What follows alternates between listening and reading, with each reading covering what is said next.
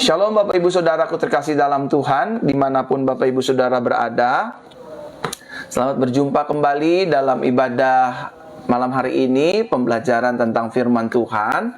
Hari ini saya ingin membahas tentang penyebab pasangan rumah tangga orang percaya pada akhirnya melakukan perselingkuhan di dalam pernikahannya, baik suami ataupun istri. Mengapa mereka bisa saling mengkhianati, saling berselingkuh satu dengan yang lain? Suami mengkhianati pernikahan istrinya, istri mengkhianati pernikahan suaminya, sehingga pada akhirnya mereka saling melukai dengan cara saling menyelingkuhi satu dengan yang lain.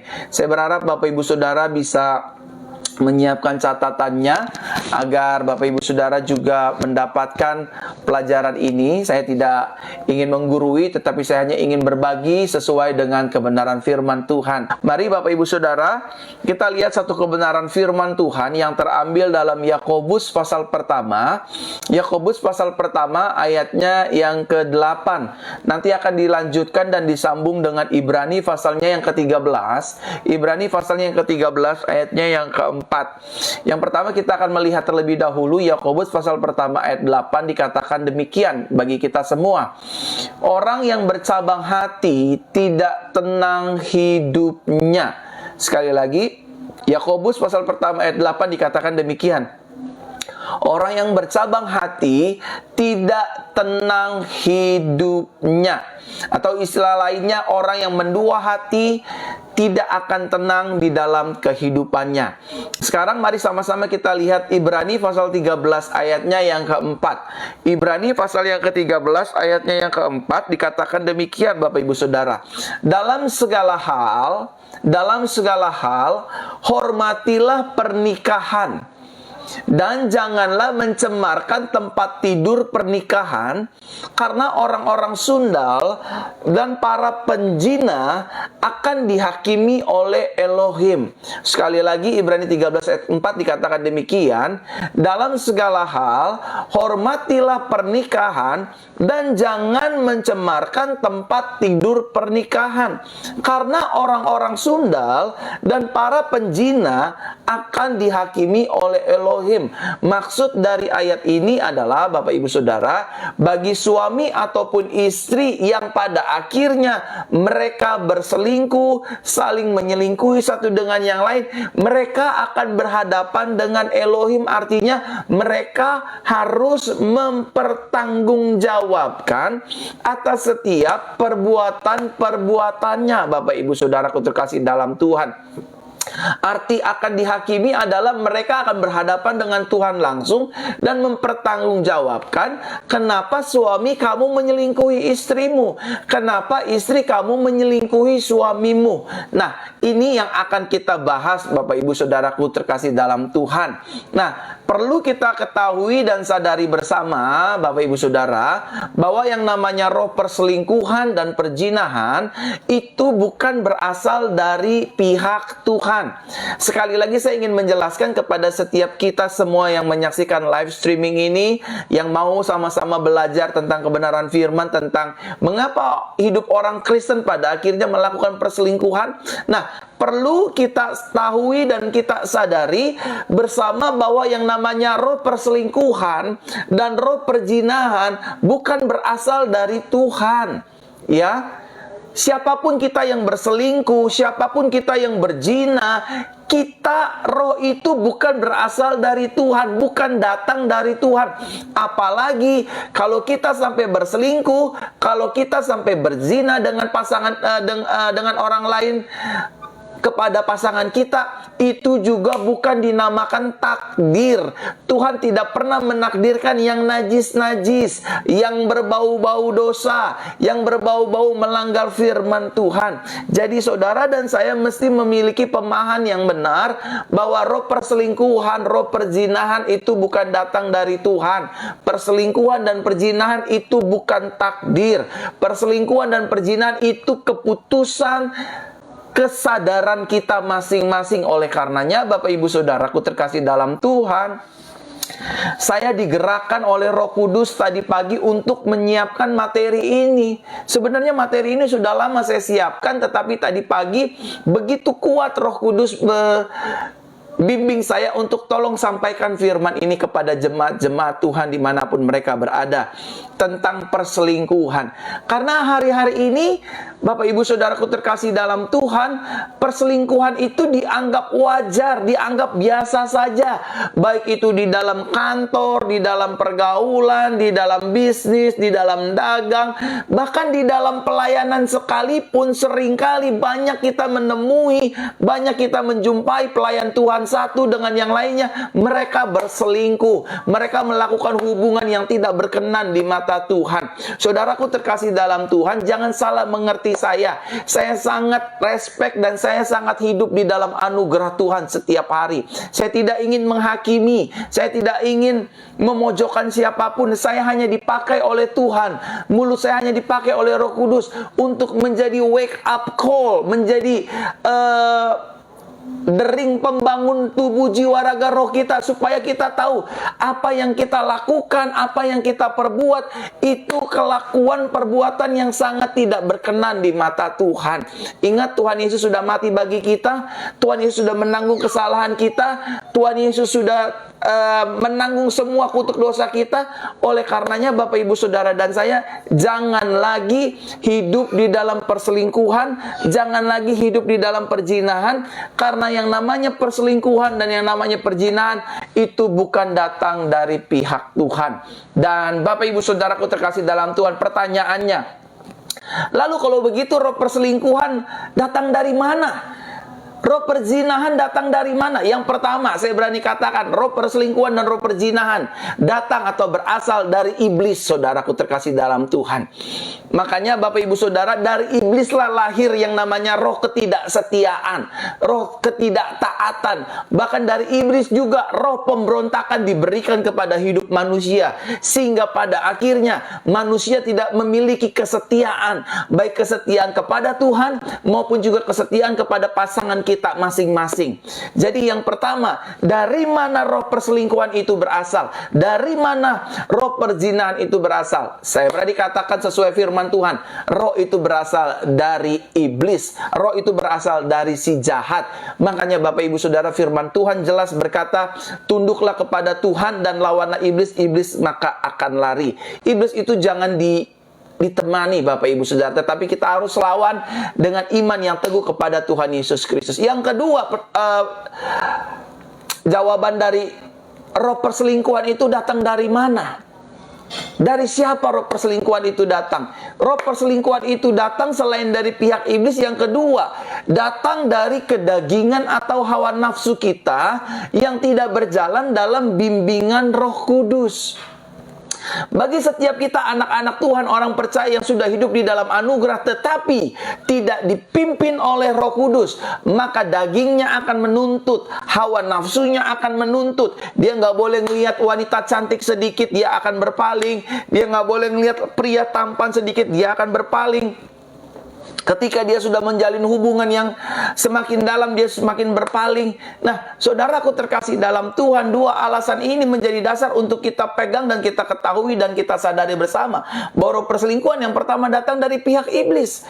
Yang kedua, roh perselingkuhan datang dari hawa nafsu kita yang nggak bisa kita kendalikan. Kita udah punya istri, tapi kita masih diam-diam chatting sama teman SMP kita, sama teman SMA kita, sama teman kuliah kita. Kita chatting-chattingan di sosial media, di Facebook, di Instagram, di sosial media manapun. Kita udah punya suami, tapi kita masih suka ganjen dengan laki-laki lain, dengan laki-laki muda, karena suami kita sudah tua.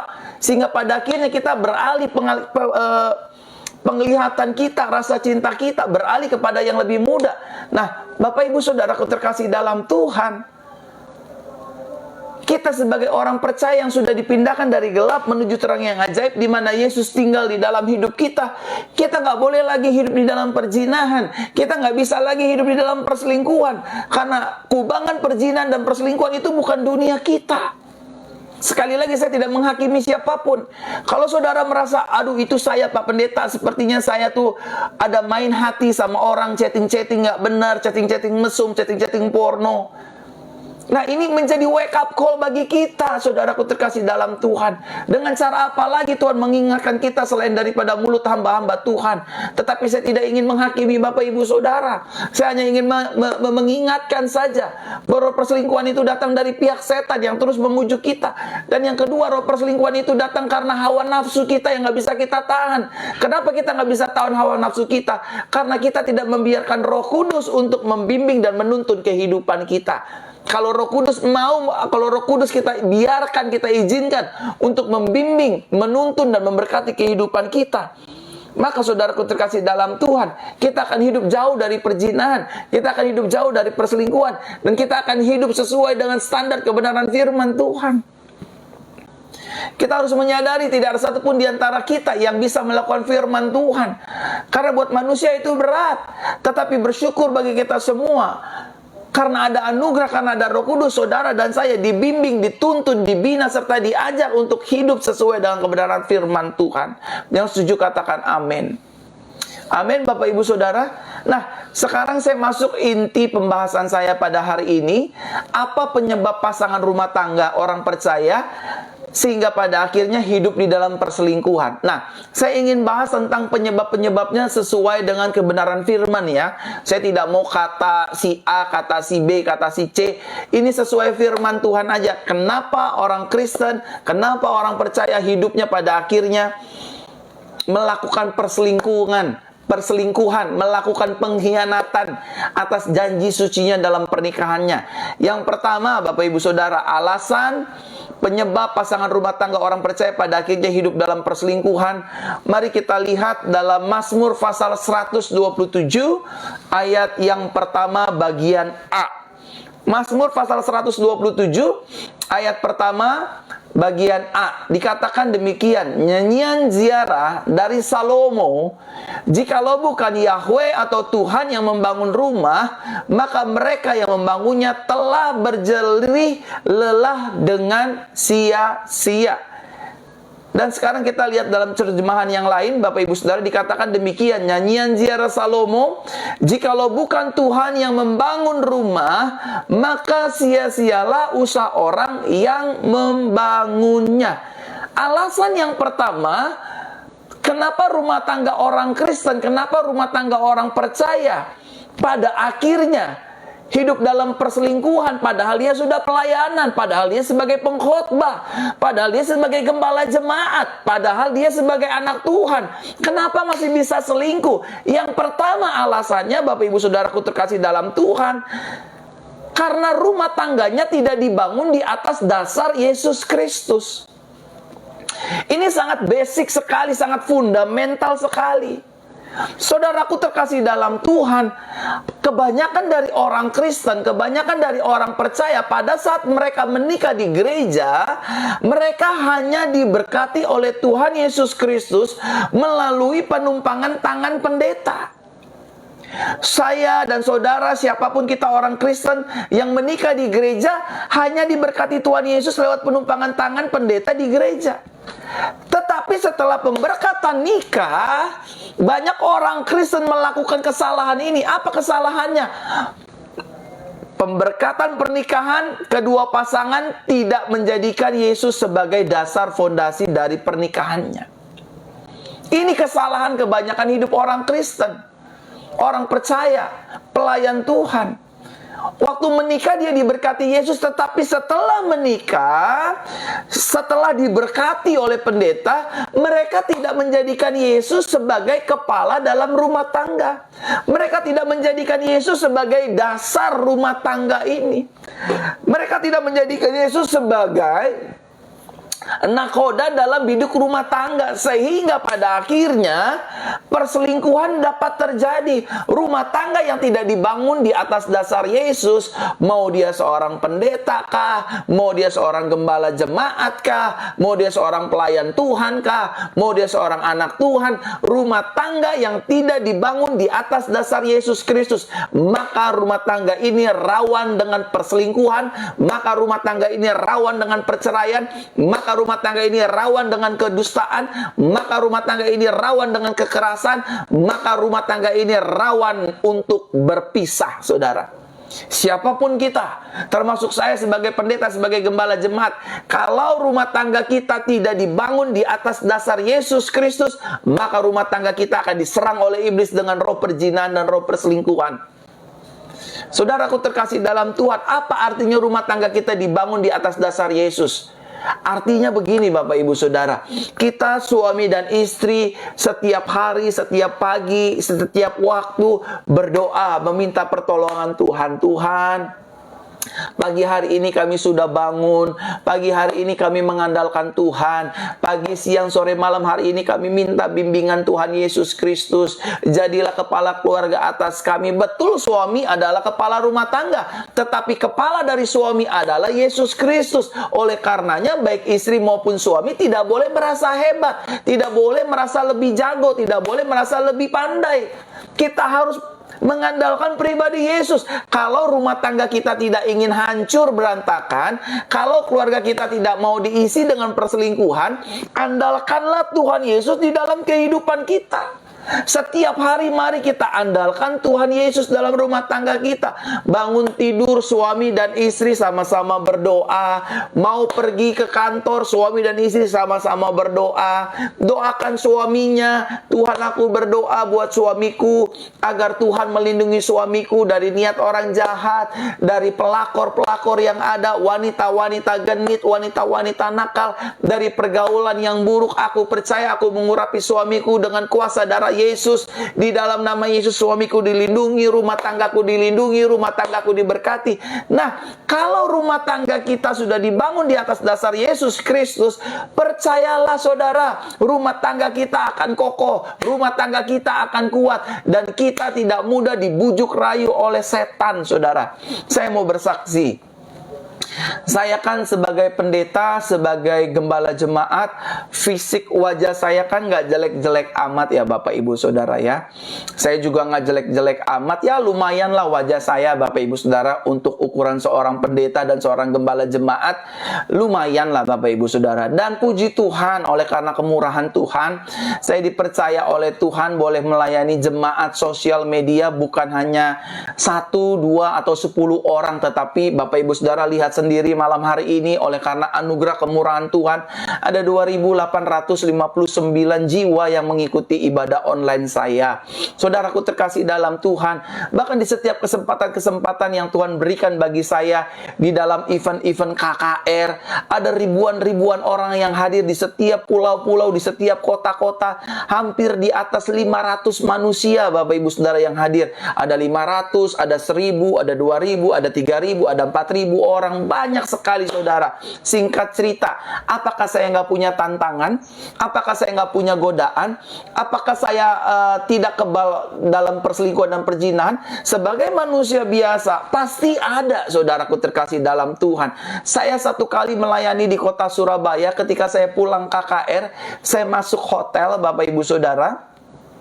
Waktu saya masuk hotel Bapak Ibu Saudara, saya sampai di di lobi hotelnya, di front office-nya saudara, tiba-tiba ada 2 wanita yang menawarkan diri, menawarkan jasa kepada saya, yaitu pijat atau refleksi saudaraku terkasih dalam Tuhan. Dia panggil saya, "Selamat malam kok, mau pijat kok." Saya nggak ladenin saudaraku terkasih dalam Tuhan. Saya langsung masuk ke lift, langsung saya naik masuk ke kamar. Tiba-tiba 5 menit setelah saya berdoa, telepon bunyi Bapak Ibu Saudara. Telepon hotel bunyi, lalu ditawarkan, "Selamat malam Pak, apa Bapak capek? Apa Bapak butuh dipijat? Kami menyediakan jasa pijat." Saya tahu perempuan ini pasti perempuan yang tadi ada di lobi. Tetapi mengapa saudara? Saya takut akan Tuhan, saya cinta akan Tuhan, saya menghargai istri saya menghormati istri saya. Buat saya pernikahan itu adalah suatu perjanjian kekal, perjanjian keramat antara saya dengan Tuhan Yesus di altar sucinya Tuhan. Dan pada akhirnya singkat cerita, teleponnya itu langsung saya putus Bapak Ibu Saudara. Lalu saya setel lagu rohani, saya setel TV, saya setel lagu rohani, saya berdoa, saya putuskan itu, dan pintu saya kunci, lampu saya matikan saudaraku terkasih dalam Tuhan. Dan puji Tuhan saya melalui cobaan demi cobaan itu, Bapak Ibu Saudaraku terkasih dalam Tuhan. Dan saya ceritakan hal ini kepada istri saya, saudara. Sayang, saya waktu di hotel begini. Istri saya selalu mendoakan saya.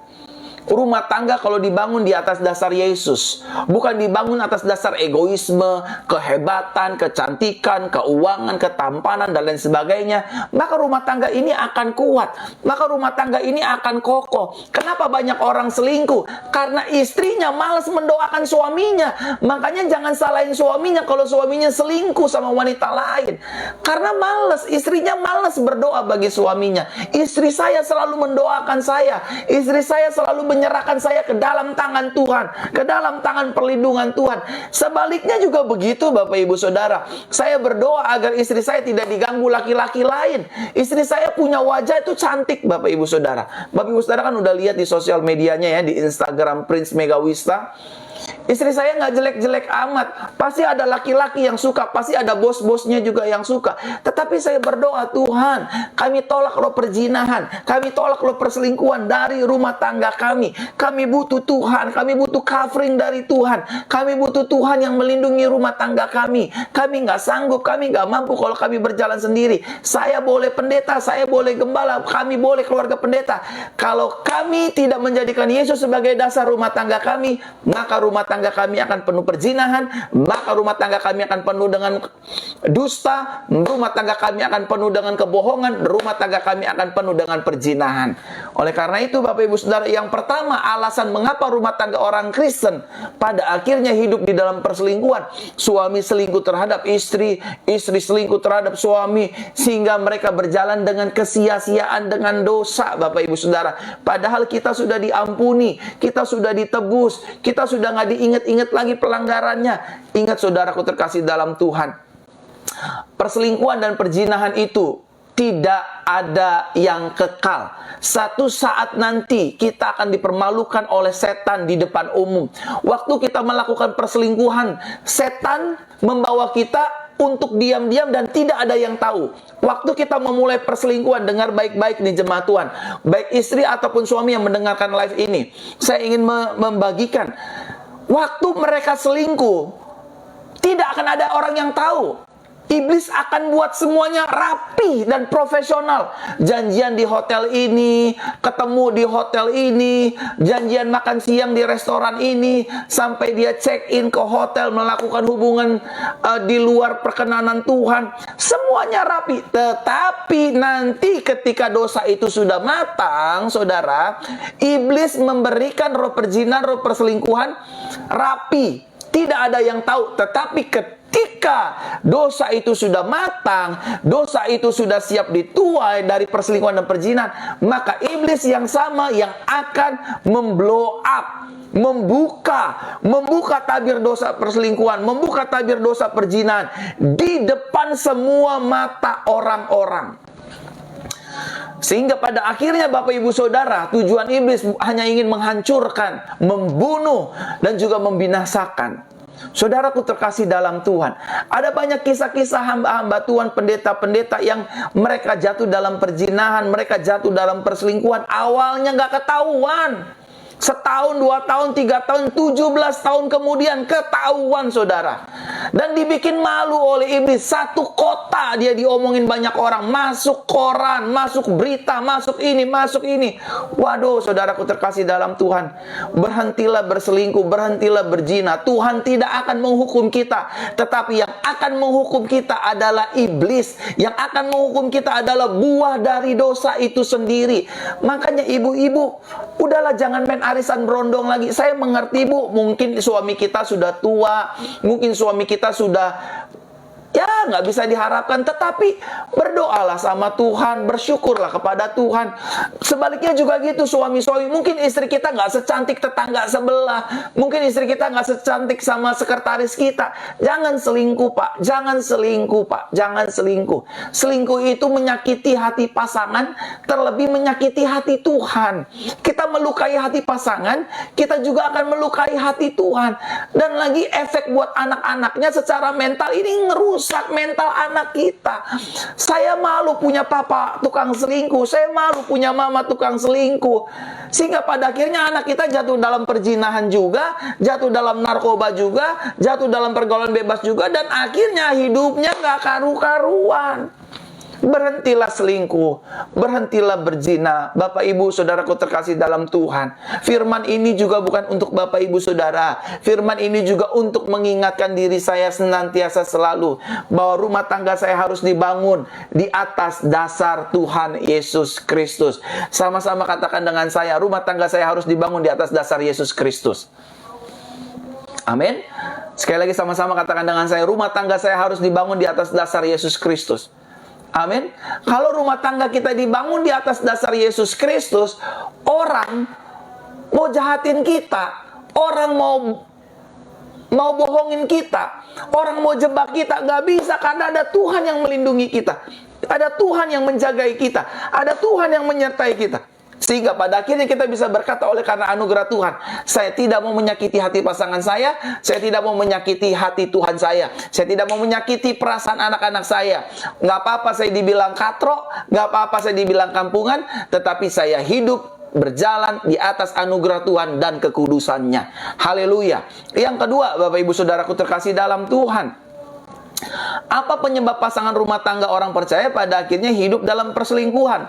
Coba lihat Efesus pasal 5 ayat 23 sampai 28. Efesus pasal 5 ayat 23 sampai 28 dikatakan demikian. Karena suami adalah kepala istri, seperti Kristus adalah kepala gereja, dan dia adalah penyelamat tubuh. Ayat 24, karena itu sebagaimana gereja tunduk kepada Kristus, demikian pula istri kepada suami, mereka masing-masing dalam segala hal. Para suami, kasihilah istrimu masing-masing sebagaimana Kristus mengasihi gereja dan telah menyerahkan dirinya untuk itu. Alasan yang kedua, Bapak Ibu Saudara, mengapa pada akhirnya rumah tangga orang Kristen berselingkuh? Alasan yang kedua adalah karena kedua pasangan, masing-masing pasangan tidak menyadari statusnya. Baik suami maupun istri tidak menyadari statusnya masing-masing. Apa sih statusnya suami? Statusnya suami itu yang pertama adalah imam atau kepala. Fungsinya sebagai kepala, sebagai imam bagi istri dan juga anak-anak. Artinya suami harus menafkahi istri, suami harus menafkahi anak-anak, suami harus menjagai istri, suami harus menjagai anak-anak, suami harus melindungi istri, suami harus melindungi anak-anak. Intinya sebagai kepala, sebagai imam, fungsi suami harus menjadi pelindung istri dan anak-anak. Sebaliknya juga begitu, Bapak Ibu Saudaraku terkasih dalam Tuhan. Istri-istri fungsi dan statusnya adalah sebagai penolong. Penolong terhadap suami, penolong terhadap juga anak-anaknya. Nah, kalau fungsi ini tidak berjalan dengan baik, alasan yang kedua kenapa orang Kristen pada akhirnya bisa selingkuh, karena suami dan istri tidak menjalankan fungsinya masing-masing. Suaminya tidak menjalankan fungsinya sebagai imam, istrinya tidak menjalankan fungsinya sebagai penolong. Suami acuh sama istri, nggak peduli, nggak mau tahu, mau makan kek, mau punya duit kek, nggak punya duit, pokoknya itu bukan urusan saya. Akhirnya lama-lama istrinya enek, Pak. Kalau bapak nggak bertanggung jawab sebagai imam, sebagai kepala keluarga, akhirnya suami istri cari pelarian dengan laki-laki lain yang lebih jauh perhatian, yang jauh lebih care, yang jauh lebih sayang. Kalau model suami-suami tidak memiliki tanggung jawab, tidak menjalankan tugasnya sebagai imam, membimbing istri anak ke jalan Tuhan yang benar, akhirnya istri kita lemah, imannya lemah. Waktu dia arisan, dikenalin sama cowok lain, akhirnya jatuh dalam perselingkuhan dan perzinahan. Sebaliknya juga gitu, ibu-ibu yang tidak mengetahui fungsinya sebagai penolong bagi suami, penolong bagi anak-anak. Jangan hanya terus merongrong suamimu, Bu. Kita tahu ini lagi pandemik. Istri harus menjadi penolong. Kasih kekuatan buat suami. Kasih semangat buat suami untuk mencari uang lebih semangat lagi. Untuk menafkahi istri anak lebih semangat lagi. Jangan didesak, jangan dipaksa, jangan dimarah-marahin, jangan dimaki-maki. Oleh karena itu, suami pada akhirnya memutuskan, udahlah saya cari perempuan lain aja lah. Kalau sama dia, aduh saya pusing dituntut terus Pak Pendeta. Kalau sama dia, dia nggak pernah mau ngerti saya. Dia nggak pernah jalanin statusnya sebagai penolong. Dia ngerongrong saya terus bisanya, minta duit, minta duit, minta duit, minta duit. Memang wanita perlu diperhatikan dengan uang, kasih sayang, dan lain sebagainya. Tetapi ibu-ibu yang saya kasih, yang saya hormati, ayo jalankan tugas fungsinya sebagai penolong. Bantu suamimu, Bu. Bantu anak-anakmu. Jangan kita terus merongrong. Pak, tetangga sebelah, Ibu Vera udah beli kalung baru loh. Mama kapan dong dibeliinnya? Itu Ibu Linca udah beli mobil baru loh. Papa, kapan gantiin Mama mobil barunya? Suami kalau diginiin terus, lama-lama dia selingkuh sama wanita lain. Dia main sama ABG, dia main sama wanita-wanita di bar, dia main dengan wanita-wanita di mall, dia justru akan main dengan teman-teman kantornya. Karena kenapa? Karena orang-orang ini nggak banyak nuntut kayak kita, Bu. Oleh karena itu, ibu-ibu yang dikasih oleh Tuhan, mari saya sebagai pendeta, sebagai wakil Tuhan ingin menyampaikan, suami, ayo kita jalankan fungsi kita sebagai kepala keluarga. Memang kita yang harus cari uang, memang kita yang harus mencari berkat untuk menafkahi istri dan anak-anak kita. Dan ingat, berkat yang Tuhan kasih untuk kita, Pak, sebagai suami nih ya, sebagai mewakili kaum laki-laki, berkat yang Tuhan kasih buat saya, berkat yang Tuhan kasih buat kita bagi suami-suami, itu ditujukan untuk istri dan anak-anak, bukan untuk wanita lain, Pak. Kalau kita diberkati, itu duitnya bukan buat wanita lain, bukan untuk main wanita malam, bukan main untuk pelacur, bukan. Jangan ikut-ikutan orang dunia, Pak. Ujung-ujungnya rumah tangga akan berantakan kalau kita, mulai selingkuh, mulai genit, mulai lirik-lirik wanita lain. Ngeri dah, Pak. Jangan, Pak. Mumpung kita diberkati Tuhan, mumpung kita dipercayakan Tuhan, bikin seneng istri kita, bikin seneng anak-anak kita. Saya pun juga gitu, kalau ada berkat langsung kasih istri. Kalau ada berkat kasih istri, mau dikit, mau banyak, pokoknya istri, pokoknya anak. Jangan ke wanita lain, itu nggak fair, Pak. Karena istri yang mendoakan kita, istri yang melayani kita, istri yang support kita. Waktu kita diberkati, malah berkatnya buat wanita lain. Ini kejahatan di mata Tuhan. Sebaliknya istri-istri juga begitu. Suami lagi capek, ayo layanin, Bu. Mulai layanin. Lagi pula berkat suami akan jatuh ke tangan ibu. Kekayaan suami akan jatuh ke tangan ibu. Jadi ibu layanilah suami. Jalanilah fungsi ibu sebagai seorang penolong. Jangan terus merongrong suami, jangan terus menekan suami, sehingga pada akhirnya suami mengambil keputusan, saya udah gak betah di rumah Pak Pendeta, sepertinya saya mau nongkrong di kafe aja dah. Di sana banyak cewek-cewek yang baik sama saya minum dilayani, saya makan dilayani. Akhirnya saya jadiin bini piaraan aja lah. Akhirnya saya jadi dia nikah siri aja lah. Nah, ini kan bahaya. Oleh karena itu, baik suami maupun istri, mari sama-sama kita sadari, kita harus menjalankan fungsi kita sebagai imam dan juga sebagai penolong. Yang ketiga, Bapak Ibu Saudara, apa penyebab pasangan rumah tangga orang percaya pada akhirnya hidup dalam perselingkuhan? Yang ketiga alasannya adalah, lihat Ibrani 13 ayat yang keempat. Ibrani 13 ayat yang keempat dikatakan demikian, dalam segala hal hormatilah pernikahan. Itu kata firman loh ya. Dalam segala hal hormatilah pernikahan, dan janganlah mencemarkan tempat tidur pernikahan, karena orang-orang sundal dan para penzina akan dihakimi oleh Elohim. Artinya, buat siapapun, baik istri ataupun suami yang berselingkuh, yang berzina, dia akan diperhadapkan dengan Tuhan itu sendiri. Harus tanggung jawab. Karena yang memberkati rumah tangga orang Kristen adalah Tuhan. Karena ide pernikahan adalah ide Tuhan. Karena ide pemersatuan pria dengan wanita adalah idenya Tuhan. Kalau sampai kita yang memisahkan, maka kita yang akan bertanggung jawab. Kita yang akan bertanggung jawab sama Tuhan. Wah, saya percaya banget anugerah Tuhan Yesus, Bapak Ibu. Saya sangat percaya anugerah Yesus. Tetapi firman berkata, anugerah itu mendidik kita untuk kita hidup sepadanan dengan firman Yesus. Bukan malah menjadi-jadi, saudara. Wah, dalam anugerah bebas. Suami punya istri 2, 3, 4. Itu bukan hidup dalam anugerah, itu kerasukan setan, saudara. Nah, saudaraku terkasih dalam Tuhan, alasan yang ketiga mengapa hidup orang percaya, rumah tangga orang percaya pada akhirnya melakukan perselingkuhan, karena alasan yang ketiga, masing-masing pasangan mengabaikan firman Tuhan. Suami mengabaikan firman, istri mengabaikan firman, selingkuh akhirnya dua-duanya, main gila akhirnya laki-laki dan perempuannya dua-duanya. Waktu ada reunian, tuker-tukeran nomor handphone, chatting-chattingan, lama-lama janjian, lama-lama kopi darat, lama-lama check-in, lama-lama hamil di luar nikah, lama-lama jadi bini piaraan dan suami piaraan. Orang kalau yang nggak mengingat firman, wah susah, saudara. Alasan yang ketiga sesuai firman ya Bapak Ibu Saudara, kenapa rumah tangga orang Kristen pada akhirnya bisa selingkuh? Karena suami dan istri masing-masing dari mereka tidak mengingat dan tidak takut akan firman Tuhan.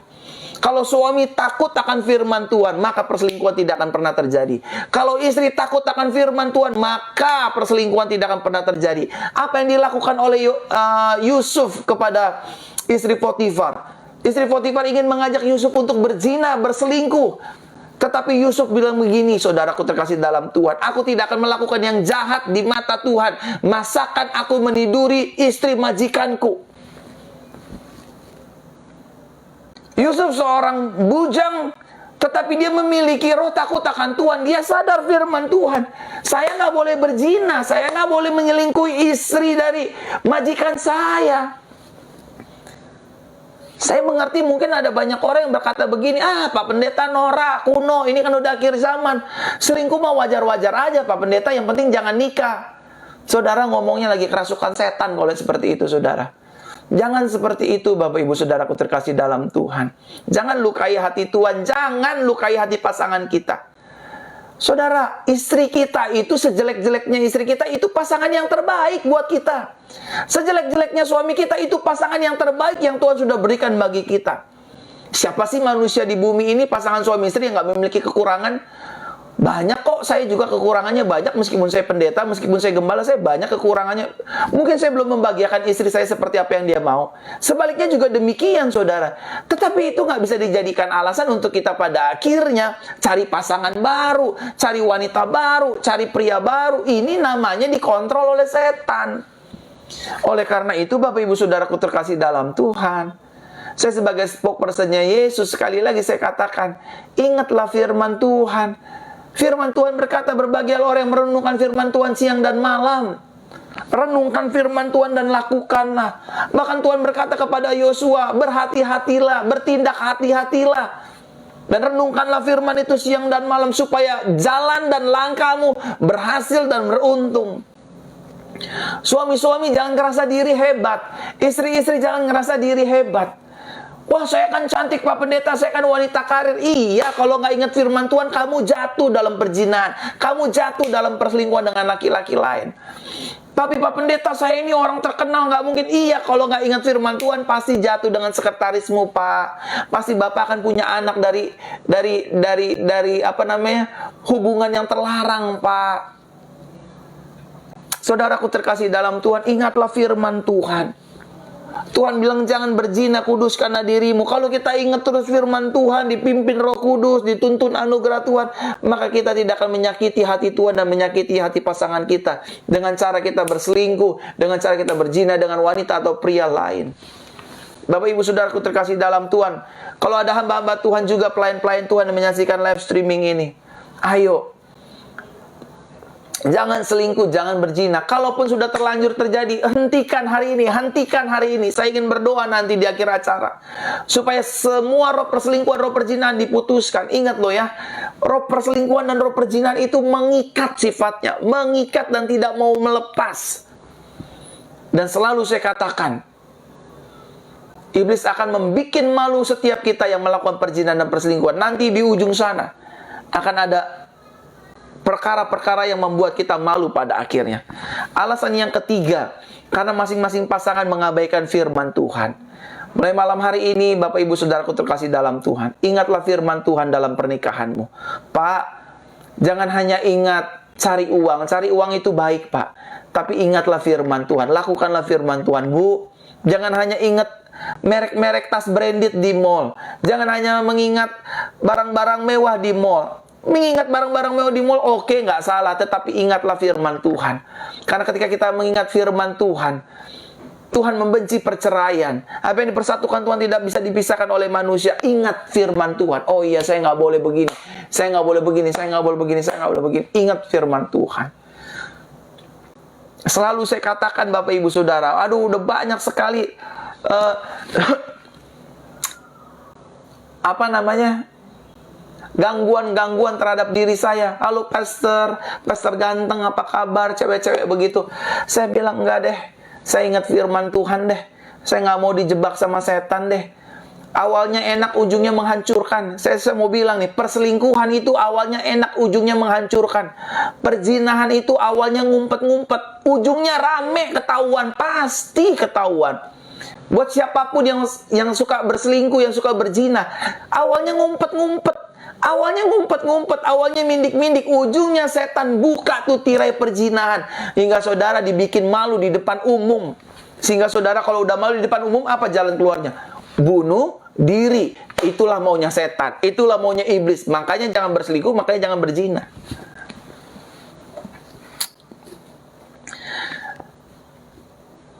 Saya punya teman, papanya suka main perempuan, saudara. Rumahnya jauh di ujung Berung. Dia selingkuhnya di Jakarta Utara. Mungkin dalam pikirannya waktu saya selingkuh di Jakarta Utara, nggak ada orang yang tahu karena rumah saya di ujung Berung. Saudara, tiba-tiba saya ketemu sama papanya teman saya lagi jalan sama perempuan, gandengan, asik. Terus dia pura-pura nggak kenal saya lagi, Bapak Ibu. Tuh, lihat tuh. Tidak ada dosa yang tidak dibukakan oleh Tuhan. Tidak ada dosa yang tidak dibukakan oleh Tuhan. Dan iblis akan membukakan dosa kita jika dosa kita sudah matang. Saya bilang, ketahuan. Kita mau melakukan perzinahan dimanapun akan ketahuan. Kita mau melakukan perselingkuhan gimana pun akan ketahuan. Kok bisa ketahuan ya? Kalau orang Kristen pasangan rumah tangga bisa tahu ya? Kok istri saya bisa tahu saya selingkuh ya? Kok suami saya bisa tahu saya selingkuh ya? Karena firman Tuhan jelas berkata, pria dan wanita ketika diberkati dalam pernikahan, mereka bukan lagi dua tetapi satu. Ini yang banyak orang Kristen lupa. Makanya mereka selingkuh, makanya mereka berzina. Makanya ketahuan ujungnya. Kenapa bisa tahu? Karena saya sama istri saya itu bukan dua. Walaupun fisiknya dua, tetapi dalam spirit, dalam roh, dalam pemberkatan Tuhan, saya dan istri saya udah satu. Saya mau selingkuh kayak gimana juga istri saya pasti punya firasat yang tepat. Papi, kamu ada main sama perempuan lainnya. Mami, kamu ada main sama laki-laki lain. Kok saya tahu? Kok istri saya tahu? Dari Roh Kudus. Bukan. Karena kita bukan lagi dua, tetapi satu. Makanya jangan main-main, Pak. Makanya jangan main-main, Bu. Ibu mau rumahnya di Jakarta, selingkuhnya di Malaysia, di Sabah, ketahuan. Buat teman-teman yang di Malaysia, tinggal di Malaysia, terus selingkuh dan berzinanya di Jakarta, di Indonesia, pasti ketahuan. Buat teman-teman yang di Makassar, terus selingkuhnya di Papua, pasti ketahuan. Buat teman-teman di Jawa, mau selingkuhnya di Paris, di Inggris, di Prancis, di Jerman, ketahuan. Kok bisa ketahuan? Karena bukan lagi dua, tetapi satu. Firmannya jelas, mereka bukan lagi dua, tetapi satu. Makanya jangan selingkuh deh, Pak. Jangan selingkuh, Bu. Ada istilah sepandai-pandainya tumpai melompat, pada akhirnya jatuh juga. Itu mah masih belum apa-apa dengan firman Tuhan kita. Firman Tuhan kita bukan lagi dua, melainkan satu. Jadi kalau suami kita nggak benar, Bu, nggak usah takut. Jadi kalau istri kita nggak benar, Pak, nggak usah takut. Kita bisa merasakan. Kenapa bisa? Karena kita bukan lagi dua. Kita unite, kita satu. Kita satu. Dua yang dipersatukan. Makanya suami bisa merasakan istri. Istri bisa merasakan suami. Itulah hebatnya pernikahan Kristen, saudara. Yang dimana Yesus memberkati. Alasan yang keempat, penyebab pasangan rumah tangga orang percaya pada akhirnya hidup dalam perselingkuhan. Amsal pasal 11 ayat 3. Amsal pasal 11 ayat 3 dikatakan demikian. Kejujuran akan membimbing orang yang tulus, tetapi orang yang suka melanggar akan hancur oleh kecurangannya. Sekali lagi, kejujuran akan membimbing orang yang tulus, tetapi orang yang suka melanggar akan hancur oleh kecurangannya. Saudaraku terkasih dalam Tuhan, alasan yang keempat mengapa orang Kristen pada akhirnya bisa selingkuh. Yang keempat, karena masing-masing pasangan tidak saling jujur dan terbuka dalam hal apapun. Hari ini suami-suami dan istri-istri, ayo mari kita terbuka, ayo mari kita jujur. Saya selalu jujur sama istri saya. Saya bilang, sayang, saya dapat uang sekian, saya dapat gaji sekian, kamu atur baik-baik. Saya udah bekerja dengan baik, istri saya juga jujur terhadap saya. Handphone saya kalaupun ada password, saudara, handphone saya kalaupun saya pakaiin password, istri saya tahu password saya apa. Mengapa saya pakaikan password? Supaya tidak ada orang-orang yang lancang membuka handphone saya. Istri saya tahu isi handphone saya. Semuanya ada foto-foto, video-video, ada chattingan-chattingan dari Bapak Ibu Saudara, dari teman-teman Facebook dan dari Instagram. Makanya saya nggak pernah ngumpet-ngumpet dari istri saya, saudara. Istri saya tahu nomor password saya. Instagram yang Bapak Ibu Saudara mohon doa, istri saya baca. Facebook yang Bapak Ibu Saudara tulis mohon doakan, istri saya baca. Dan juga bagi orang-orang yang melakukan SMS yang kurang berkenan juga istri saya juga baca. Sebaliknya juga saya membaca semua percakapan dari istri saya. Saudara, kalau kita nggak jujur, kita rawan didorong iblis, digiring iblis kepada dusta-dusta lainnya. Oleh karena itu, mulai malam hari ini suami istri ayo jujur. Gaji 1 juta, bilang aja 1 juta. Gak usah bilang, aduh saya nggak ada gajinya, nggak ada nih Mi, saya nggak dapat duit nih Mi. Jangan. Kita bukan lagi 2, tetapi 1. Suami, kita bekerja itu untuk istri dan anak-anak kita. Kita diberkati itu untuk istri dan anak-anak kita. Bukan untuk pelacur, untuk wanita lain, bukan Pak. Oleh karenanya Bapak harus jujur, nggak boleh umpet-umpetan. Ingat ya, uang kita adalah uang istri kita, ya. Uang istri kita adalah uang kita. Harus jujur, harus terbuka.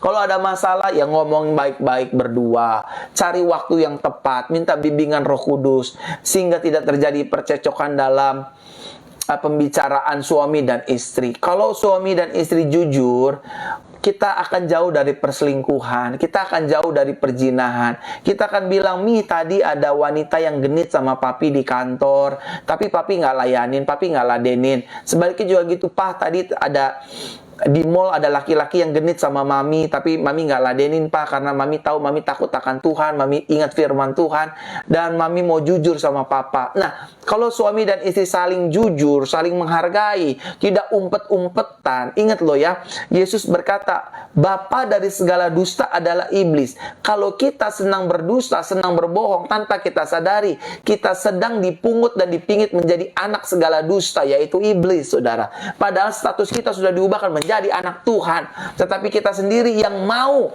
diangkat, dimasukkan ke kakak iblis, untuk kita pada akhirnya hidup dalam dusta, hidup dalam kebohongan, hidup dalam siasat lidah, saudaraku terkasih dalam Tuhan. Nah, jadi alasan yang keempat, masing-masing pasangan tidak saling jujur dan terbuka dalam hal apapun, dalam keuangan, dalam bisnis, ya kan, keuntungan bisnis, dalam segala aspek. Suami harus jujur terhadap istri, istri harus jujur terhadap suami. Saya ngerti banget sih perasaan orang diselingkuhi itu nggak enak banget, tapi saya ada solusinya. Solusinya adalah ketika kita diselingkuhi, ketika kita dikhianati, ketika kita diperlakukan dengan tidak sopan dengan suami ataupun istri kita, jangan bertindak. Masuklah ke kamarmu, berdoa, menangislah di bawah kaki Tuhan. Maka Tuhan akan membela rumah tangga kita dan akan memulihkan rumah tangga kita kembali. Yang kelima, Bapak Ibu Saudaraku terkasih dalam Tuhan, apa penyebab pasangan rumah tangga orang percaya pada akhirnya hidup dalam perselingkuhan? Coba kita lihat Efesus pasal 4 ayat 32 dikatakan demikian. Efesus 4 ayat 32 dikatakan demikian. Hendaklah kamu ramah seorang terhadap yang lain, lembut hati dan saling mengampuni, sebagaimana Elohim dalam Kristus juga telah mengampuni kamu. Alasan yang kelima, karena masing-masing pasangan tidak saling menghargai. Suami tidak menghargai istri, istri juga tidak menghargai suami. Terkadang suami merasa diri paling hebat, terkadang juga istri merasa diri paling hebat. Mereka senang saling meremehkan satu dengan yang lain. Oh, saya kan yang paling hebat, saya kan yang gajinya tinggi. Kan saya, walaupun istri saya kan pendapatannya lebih daripada suami saya berhak dong jalan-jalan, mau berteman sama cowok kek, mau berteman sama ABG kek, itu urusan saya. Nah, ini bahaya, saudaraku terkasih dalam Tuhan. Yang selanjutnya selalu menuntut dan tidak mau saling membangun satu dengan yang lainnya. Tidak mau saling menutupi kekurangan satu dengan yang lain. Tetapi lebih banyak menuntut. Kamu dong yang harus begini, kamu dong yang harus begini. Sehingga pada akhirnya suami bosan di rumah. Sehingga pada akhirnya istri bosan di rumah. Dan akhirnya dia cari kesenangan di luar. Kecantol sama pria. Kecantol dengan wanita. Akhirnya nggak pulang. Akhirnya apa? Akhirnya melakukan hubungan seks di luar perkenanan Tuhan. Hancur rumah tangganya, saudaraku terkasih dalam Tuhan. Mereka masing-masing mempertahankan sifat egoisnya. Nah, kalau kita sebagai suami sadar, oh saya nggak boleh egois, saya nggak boleh kasar, saya nggak boleh mau menang sendiri, saya nggak boleh ngeremehin suami saya nggak boleh ngeremehin istri saya. Benar, secara pendapatan ekonomi saya melebihi suami saya, tapi saya harus taat karena saya ini penolong, saya bukan imam. Statusnya mau dibolak-balik kayak gimana? Istri bukan imam. Sehebat apapun wanita, sebanyak apapun pendapatan wanita, firman berkata istri itu bukan imam. Nggak bisa mimpin. Mungkin bisa istri itu bekerja, tapi statusnya bukan imam, beda. Sebaliknya juga gitu, sehebat-hebatnya suami, sekaya-kayanya suami, statusnya bukan penolong meskipun dia imam. Artinya imam butuh ditolong. Jadi dua-duanya jangan ngerasa hebat. Mentang-mentang suami itu kepala rumah tangga, mentang-mentang suami itu cari nafkah, jangan merasa hebat, Pak. Jangan merasa hebat suami-suami. Kita butuh ditolong istri. Kalau kita nggak ditolong istri kita direbut sama kolong wewe. Kita pasti bisa selingkuh, kita bisa jatuh dalam perzinahan. Sebaliknya istri-istri juga jangan sombong. Kita butuh dibimbing dan dibina oleh imam suami kita. Betul, mungkin penghasilannya lebih besar istri, tetapi statusnya bukan imam, tapi penolong. Nah, hal ini juga dapat memicu pasangan pada akhirnya selingkuh kalau pasangan satu dengan yang lain tidak saling menghargai. Senangnya menjatuhkan, senangnya memfitnah, senangnya menekan, senangnya menindas, istri nindas suami, suami nindas istri.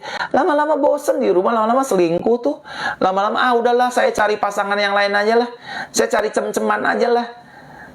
Saya cari-cari pelampiasan aja lah. Yang penting sama tua bangka ini saya pusing. Sama nenek-nenek ini saya pusing, Pak Pendeta pusing. Tuhan juga tahu, udahlah saya berzina aja. Nah, akhirnya jatuh digiring setan masuk dalam perzinahan.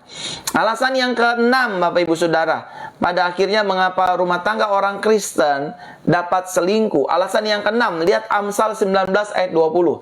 Amsal 19 ayat 20. Setelah saya sampaikan semua materi ini, saya ingin berdoa buat keluarga-keluarga dan rumah tangga ya. Sehingga keluarga-keluarga dan rumah tangga hidupnya diberkati oleh Tuhan Yesus Kristus. Amsal 19 ayat 20 dikatakan demikian.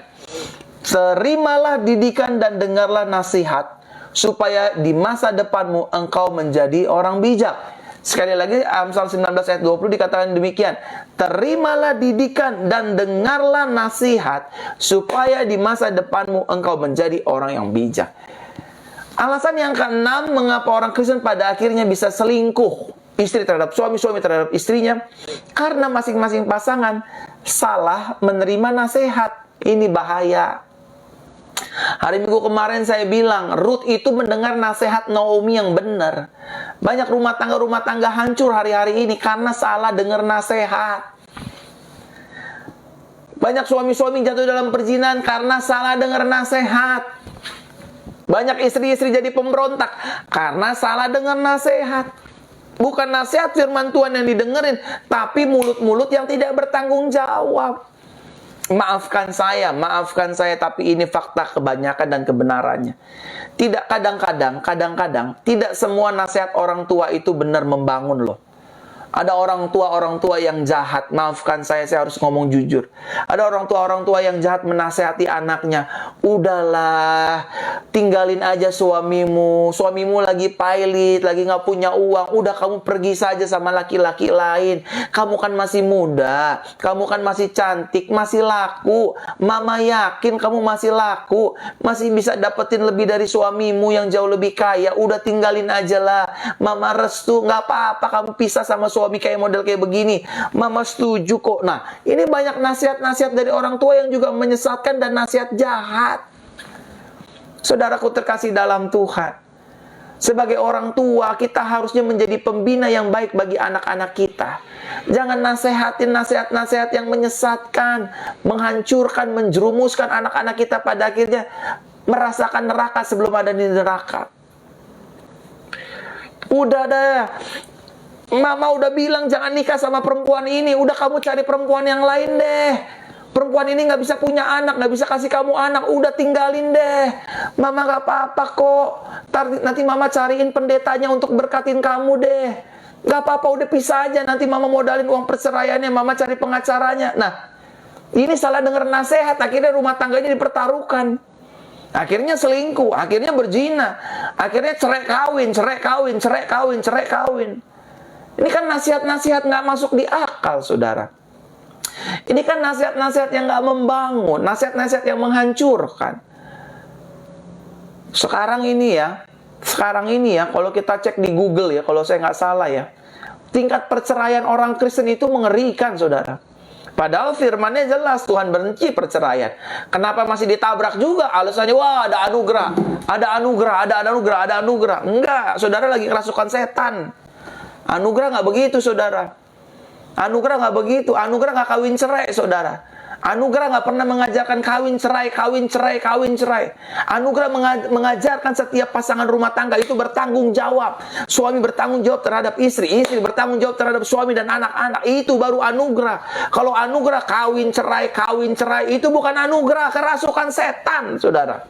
Maafkan saya. Saya harus menjadi wake up call buat Bapak Ibu Saudara sekalian yang menyaksikan live streaming ini.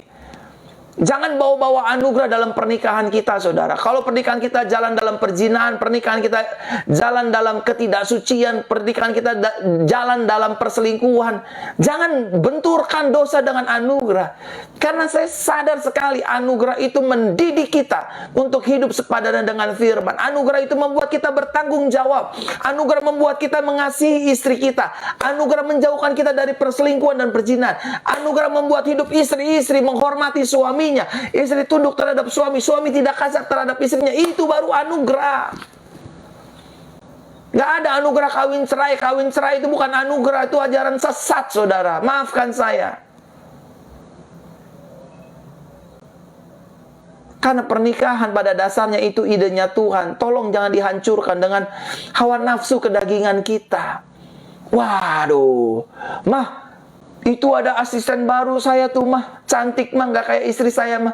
Ya udah, kamu sama dia aja. Salah dengar nasihat. Kadang-kadang juga ada hamba Tuhan, pendeta-pendeta yang aduh maaf ya, ya udah cerai aja deh. Aduh, jangan Pak Pendeta, jangan jerumusin jemaat-jemaat ke dalam perceraian. Perceraian itu bukan solusi. Kita masih punya solusi. Siapa sih yang memberkati pernikahan kita? Tuhan kan. Kalau ada masalah kita harus lari kemana? Ya Tuhan juga. Yang mempertemukan kita dengan pasangan kita siapa? Tuhan Yesus. Waktu yang memberkati nikah kita siapa? Tuhan Yesus. Waktu kira-kira rumah tangga kita ada masalah, kita harus lari kemana? Seharusnya lari ke Tuhan Yesus juga. Bukan lari ke pengadilan, bukan lari kepada pengacara, bukan lari kepada palu hakim pengadilan, bukan lari kepada perceraian, bukan lari kepada perselingkuhan, bukan lari kepada perzinahan. Bapak Ibu Saudaraku terkasih dalam Tuhan, mari kita sadar, Tuhan ampuni saya. Tuhan memberkati rumah tangga Bapak Ibu Saudara.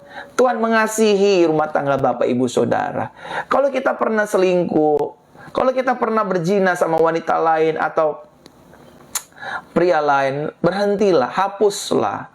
Nggak ada nilai positif dari perselingkuhan. Nggak ada nilai positif dari perzinahan. Ujung-ujungnya sama bawelnya kayak istri kita. Wanita yang kita selingkuhin itu tuh, wanita selingkuhan kita itu, nanti lama-lama kelakuannya sama. Akan nuntut uang mingguan, uang belanja, uang bulanan, uang tahunan. Nggak ada beda, bos. Awal-awalnya aja semuanya munafik. Namanya juga orang selingkuh. Nggak kepengen kelihatan semuanya.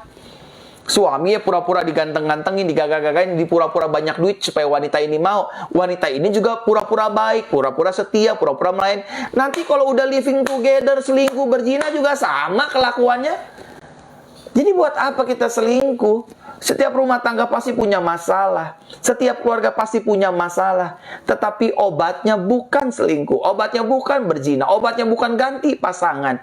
Tetapi obatnya ajak suami, ajak istri kita berdoa kepada Tuhan. Tuhan, aku mengandalkanmu. Aku percaya Engkau yang mempertemukan kami. Engkau yang memberkati kami di gereja dalam pernikahan yang suci. Ketika kami ada masalah, kami juga bertanya kepada Tuhan Yesus. Dan kami yakin anugerah-Mu ada bagi kami. Bukan untuk kawin cerai, tetapi untuk kami menjauhkan perselingkuhan, perjinan, dan rumah tangga kami pulih kembali karena anugerah. Amin, haleluya. Dan yang terakhir, Bapak Ibu Saudaraku terkasih dalam Tuhan, alasan mengapa pada akhirnya rumah tangga orang Kristen mengalami perselingkuhan di dalam keluarganya. 1 Korintus 15 ayat 33 dikatakan demikian. 1 Korintus 15 ayat 33 dikatakan demikian. Janganlah tersesat, pergaulan yang buruk merusak kebiasaan yang baik. Sekali lagi, janganlah tersesat, pergaulan yang buruk merusak kebiasaan yang baik. Jadi alasan yang ketujuh, mengapa rumah tangga orang Kristen pada akhirnya bisa selingkuh, istri menyelingkuhi suami, suami menyelingkuhi istri. Yang ketujuh, alasan yang terakhir adalah karena masing-masing pasangan salah dalam memilih pergaulannya. Baik itu pergaulan di kantor, baik itu pergaulan di gereja, baik itu pergaulan dalam bisnis, baik itu dalam pergaulan lingkungan di sosial media. Jangan salah bergaul. Saudara, bergaul, berteman itu boleh, tetapi pilih-pilihlah. Apakah teman kita membangun? Apakah teman kita itu menjerumuskan? Apakah teman kita itu menjadi berkat buat hidup kita dan rumah tangga kita dan kekudusan kita?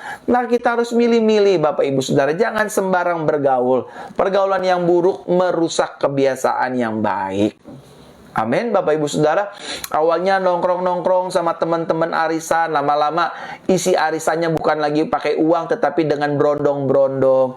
Ya, awalnya cuma nongkrong-nongkrong di kafe, lama-lama dikenalin sama penyanyi kafe, lama-lama tukeran handphone, lama-lama janjian makan siang, lama-lama tidur di hotel, lama-lama punya anak dari perzinahan dan perselingkuhannya. Aduh, jangan berhenti, Pak. Berhenti, ibu-ibu. Ini sudah akhir zaman. Tuhan sudah semakin dekat. COVID-19 di mana-mana, dunia semua sudah di lockdown, banyak orang meninggal. Jangan tambahi neraka, Bapak Ibu Saudara. Jangan tambahi penghuni neraka. Kita sudah ditebus oleh Yesus dengan darahnya, dipindahkan dari neraka ke sorga, Saudara. Jadi jangan lagi kita jalan kembali ke muntahan. Firman Tuhan berkata, babi dan anjing kembali ke muntahan dan kubangannya. Kita jangan kembali. Kita memohon belas kasih Tuhan. Kita memohon anugerah Tuhan.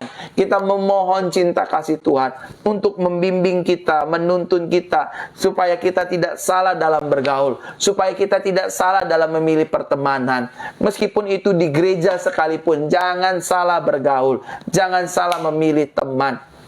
Ada banyak perselingkuhan juga terjadi justru di rumah Tuhan, justru di gereja-gerejanya Tuhan. Singer selingkuh dengan Asher selingkuh dengan pendetanya, pendeta selingkuh dengan sekretarisnya, dan lain sebagainya. Kenapa ini bisa terjadi, saudaraku terkasih dalam Tuhan? Alasannya ada 7, saya sudah paparkan kepada Bapak Ibu saudaraku terkasih dalam Tuhan. Sekali lagi, saya tidak menghakimi siapapun. Saya hanya dijadikan oleh Roh Kudus hari ini sebagai wake up call untuk kita semua. Sebagai dering bunyi yang mengingatkan kita, ayo, kita ini udah di jalan yang salah. Kita kembali kepada anugerah Yesus. Supaya kita dituntun oleh Yesus, diampuni oleh Yesus, dan diberkati dan dipulihkan rumah tangga kita. Aduh, lagian kalau rumah tangga isinya perselingkuhan dan perzinahan, aduh saudara, rumah tangga kita itu akan diisi dengan kebohongan. Rumah tangga kita akan diisi dengan dusta. Rumah tangga kita akan diisi dengan hawa panas. Kalau nggak percaya, cobain aja deh. Saudara selingkuh aja, cobain deh. Orang yang selingkuh itu, aduh, pasti bohong lulu. Istri bohong sama suami, suami bohong sama istri. Sekarang banyak orang selingkuh di sosial media. Banyak sekali orang selingkuh di sosial media. Dia sih emang nggak bergaul, nggak berteman sama siapapun, tetapi di sosial medianya DM, ya kan? Direct message, terus dikirim-kirim di messenger, panggil-panggil sayang, panggil honey, panggil beb. Padahal udah punya istri, padahal udah punya suami, tapi kelakuannya makin menjadi-jadi. Nah, ini dia nih, pergaulan yang buruk merusak kebiasaan yang baik. Udah punya istri, masih main Tinder. Mau ngapain, Pak? Mau cari pasangan? Malu, Pak. Bapak udah diberkati di pernikahan sucinya Tuhan kok. Istri-istri, udah punya suami, main Tinder, main WeChat, cari pasangan. Aduh, mau ngapain? Main Bitalk. Kalau saya nggak salah ingat ya, Bitalk ya. Thailand punya, kalau nggak salah apa Korea punya tuh. Jangan, saudara, jangan. Berselingkuhan hanya menghancurkan kita. Perzinahan hanya menghancurkan kita. Sayangilah keluargamu, sayangilah rumah tanggamu, sayangilah anak-anakmu, sayangilah Tuhan dengan tubuhmu. Tuhan berkata, berfirman, kita ini menjadi ciptaan yang baru. Yang lama sudah berlalu. Nggak ada dosa yang nggak diampuni Tuhan. Diampuni kok. Tinggal kita cari waktu yang tepat, minta bimbingan Roh Kudus untuk kita bilang sama istri kita atau suami kita, Pak, saya salah, Pak, saya salah bergaul, Pak, maafin Mama, Pak. Mama udah melakukan hal yang tidak berkenan di mata Tuhan dan di mata Papa. Sebaliknya juga begitu, Mah, ampuni Papa. Cari waktu yang terbaik. Saudara, kiranya materi pembahasan ini menjadi berkat bagi kita semua ya.